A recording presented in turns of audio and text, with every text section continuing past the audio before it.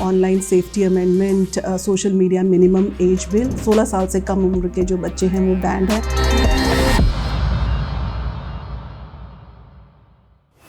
नमस्कार। आज की दुनिया में मोबाइल और सोशल मीडिया हमारी जिंदगी का बड़ा हिस्सा बन चुका है। दोस्ती, पढ़ाई और जानकारी और मनोरंजन सब कुछ एक स्क्रीन में सिमट गया है।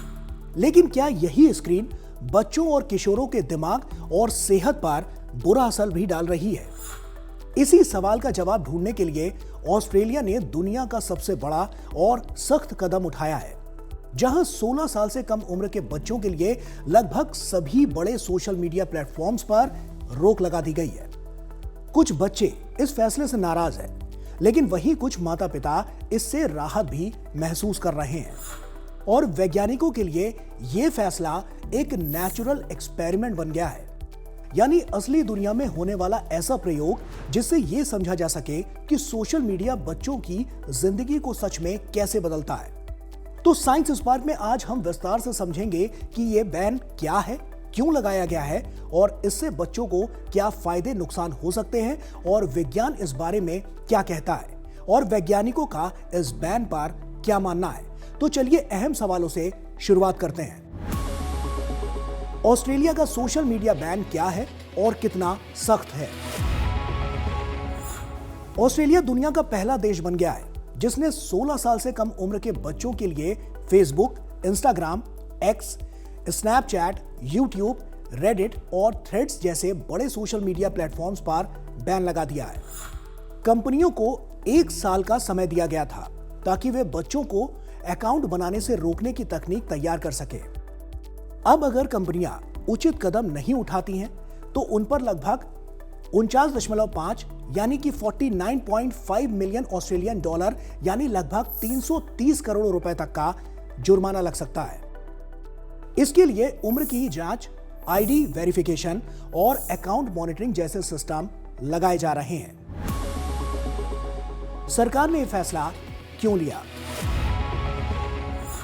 ऑस्ट्रेलियाई सरकार का कहना है कि सोशल मीडिया बच्चों की मेंटल हेल्थ को नुकसान पहुंचा रहा है। रिसर्च के मुताबिक ज्यादा सोशल मीडिया इस्तेमाल करने वाले बच्चों में नींद की कमी, चिंता यानी एंजाइटी, डिप्रेशन और ध्यान भटकने की समस्या ज्यादा देखी जा रही है। सरकार मानती है कि प्लेटफॉर्म्स का एडिक्टिव डिजाइन जैसे लगातार नोटिफिकेशन, लाइक्स और स्क्रॉलिंग बच्चों को घंटों स्क्रीन से चिपकाए रखता है और उन्हें वायलेंट या गलत कंटेंट के संपर्क में भी ला सकता है, जिससे उनकी मानसिक परेशानियां जो हैं वो बढ़ती है और बच्चे गलत व्यवहार करने लगते हैं। आप अगर गौर करेंगे तो आपने भी देखा होगा कि आज के जमाने में मोबाइल और उसका एडिक्शन बच्चों में तेजी से बढ़ता जा रहा है।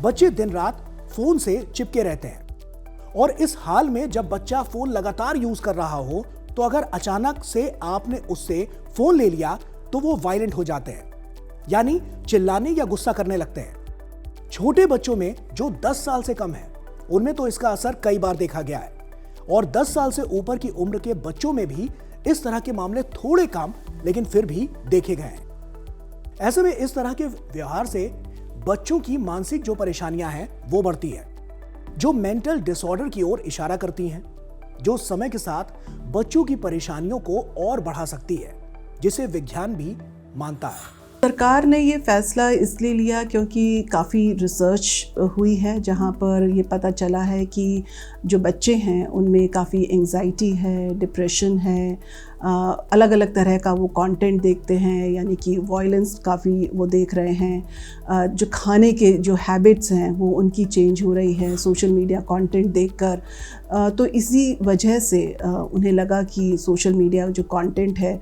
और या सोशल मीडिया पे जो प्रेजेंस है बच्चों की उसको बैन करने की ज़रूरत है। और दूसरी बात ये कि जब हम सोशल मीडिया की बात करते हैं और ये एक्ट क्यों लेकर आया गया है, तो जो उनका एजुकेशन है उसके ऊपर भी जो रिसर्चेस हुई हैं वो बोलती हैं कि उनका एजुकेशन भी काफ़ी उससे प्रभावित हो रहा है। क्या सोशल मीडिया सच में नुकसानदेह है? वैज्ञानिक क्या कहते हैं? कुछ वैज्ञानिक मानते हैं कि सोशल मीडिया के नुकसान के पुख्ता सबूत अभी पूरी तरह से एक तरफा नहीं है। कई बच्चों के लिए ऑनलाइन दोस्ती, खासकर दूर दराज के इलाकों में रहने वाले या किसी ग्रुप से जुड़े बच्चों के लिए एक अहम सपोर्ट सिस्टम होती है। यही वजह है कि वैज्ञानिक ऑस्ट्रेलिया में लगे इस बैन को एक बड़े प्रयोग की तरह देख रहे हैं, ताकि यह समझा जा सके कि सोशल मीडिया हटने से बच्चों की सेहत, व्यवहार और रिश्तों में असल में क्या बदलाव आता है। क्या उनकी मानसिक स्थिति पहले से बेहतर हो पाती है?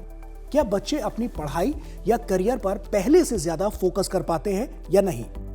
वैज्ञानिक इस संतुलन को बनाए रखने के लिए बनते बिगड़ते समीकरणों पर अध्ययन कर रहे हैं कि बच्चों को सोशल मीडिया के बिछाए जाल से कैसे बाहर निकाला जाए, जिससे उनका मानसिक संतुलन बेहतर हो सके। सोशल मीडिया एक प्रो सोशल प्लेटफॉर्म भी है, यानी कि आप बहुत सी चीज़ों के लिए उसको यूज़ कर सकते हैं, चाहे वो एजुकेशन हो, एंटरटेनमेंट हो, एक दूसरे के साथ इंटरेक्शन हो, नेटवर्किंग करना हो। पर इसके साथ साथ बहुत से इसके दुष्प्रभाव भी हैं। यानी कि सोशल मीडिया की अगर आप टेक्नोलॉजी की बात करें, जिस तरह से जो डिज़ाइन है, टेक्नोलॉजी का जो डिज़ाइन है वो काफ़ी एडिक्टिव है। आज के टाइम पे तो जो बच्चे हैं वो पोस्ट लिख रहे हैं, ट्वीट कर रहे हैं, तो ये सब चीज़ों की उनको जानकारी होनी चाहिए। और मुझे लगता है कि ऐसा नहीं है कि बैन करने से ही सारा सल्यूशन हो जाएगा। मुझे लगता है कि अगर आप उनको सेंसिटाइज करें तो वो और एम्पावर्ड होंगे और उसको अच्छी तरह से नेविगेट कर पाएंगे वो सोशल मीडिया लैंडस्केप को। वैज्ञानिक इस बैन का अध्ययन कैसे कर रहे हैं?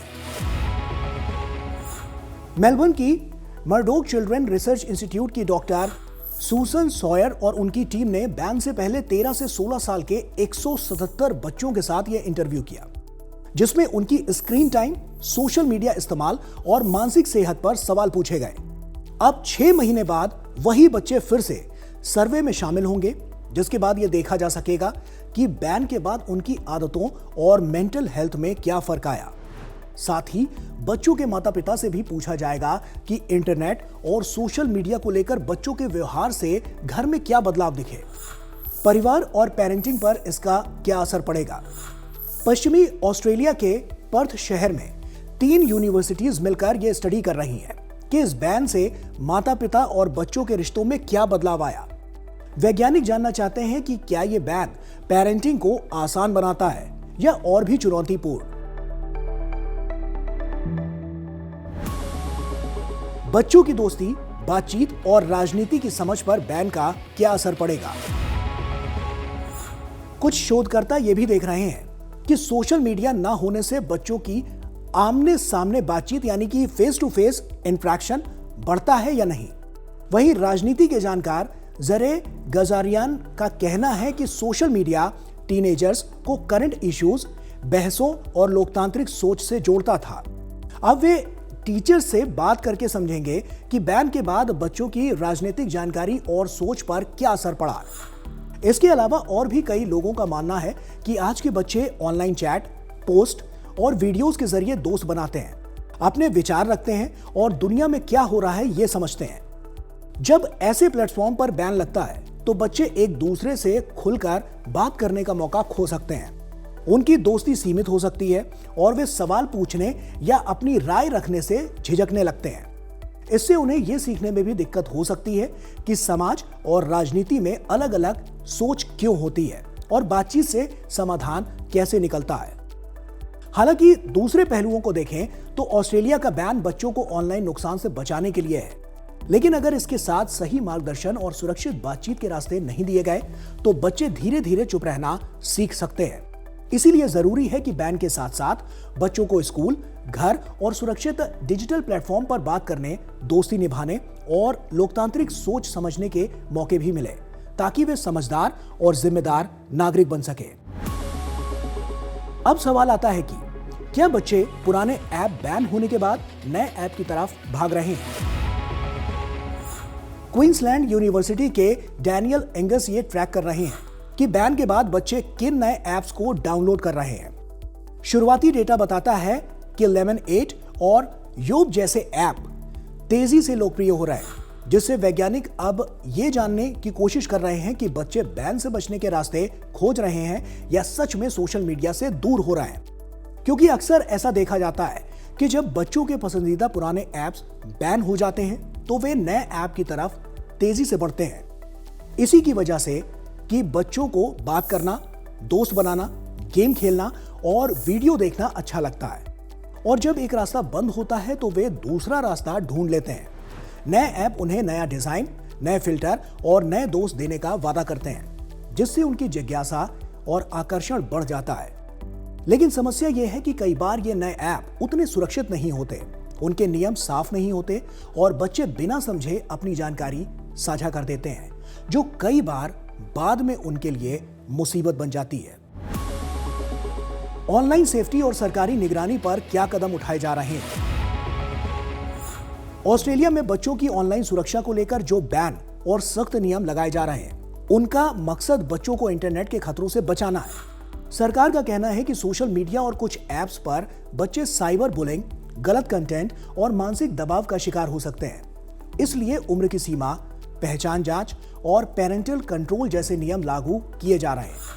इस बैन के तहत कंपनियों को यह जिम्मेदारी दी जा रही है कि वे बच्चों की निजी जानकारी सुरक्षित रखें और उन्हें नुकसान पहुंचाने वाली चीजों को हटाएं। यानी कुल मिलाकर कहें तो इस बैन का मतलब इंटरनेट से दूर करना नहीं, बल्कि बच्चों के लिए ऑनलाइन दुनिया को ज्यादा सुरक्षित और समझदारी भरी जगह बनाना है। संक्षेप में कहें तो ऑस्ट्रेलिया का सोशल मीडिया बैन सिर्फ एक कानून नहीं है, बल्कि बच्चों की डिजिटल जिंदगी को समझने का एक बड़ा वैज्ञानिक प्रयोग है। इससे दुनिया को यह जानने का मौका मिलेगा कि स्क्रीन से दूरी बच्चों को मजबूत बनाती है या उनसे एक जरूरी सहारा छीन लेती है।